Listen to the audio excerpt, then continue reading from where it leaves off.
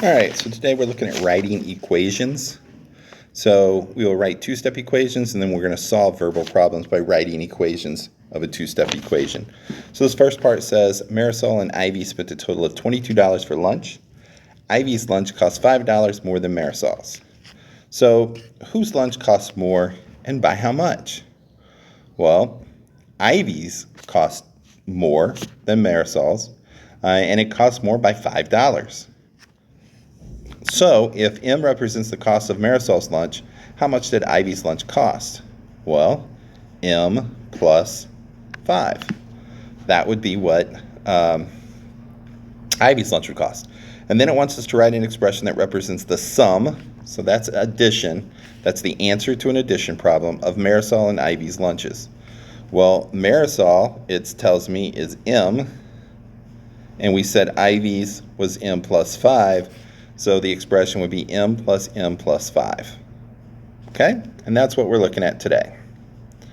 So this first problem says, just as phrases can be represented as expressions, sentences can be represented as equations. So remember, the difference between an expression and an equation is the equal sign. Okay?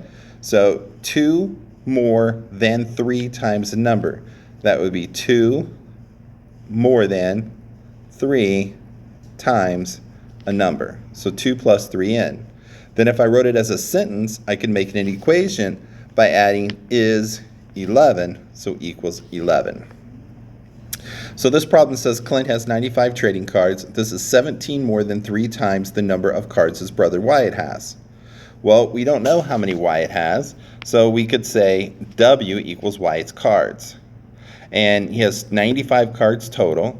It's 17 more than 3 times the number that Wyatt has. So 3W plus 17 equals 95. All right. So here's 3. Try these. Come back and see how you did. All right. On 1A, we have 4 more than 3 times a number, and they're telling us our number is X, is negative 26. So that would be 4 plus 3x equals negative 26. And then Hannah has 24 stickers. This is 6 less than twice the number of stickers in that Molly has. Well, we have 6 less than means I'm subtracting from something, twice the number. Twice the number would be 2 times the number. So 2 times the number minus 6 equals 24. Okay? So it could not be 6 minus 2n. It has to be 2n minus 6. We're subtracting 6 from twice a number. Now the quotient means the answer to a division problem or a division problem. So the quotient of a number and 7 increased by 6 is equal to 12. Okay? All right. Juan's father was 29 years old when Juan was born. This year, the sum of their ages is 53. Find their ages. Well, we can let X be Juan's age, since we don't know how old he is, and his father was 29 when he was born, so it would be Juan's age plus X,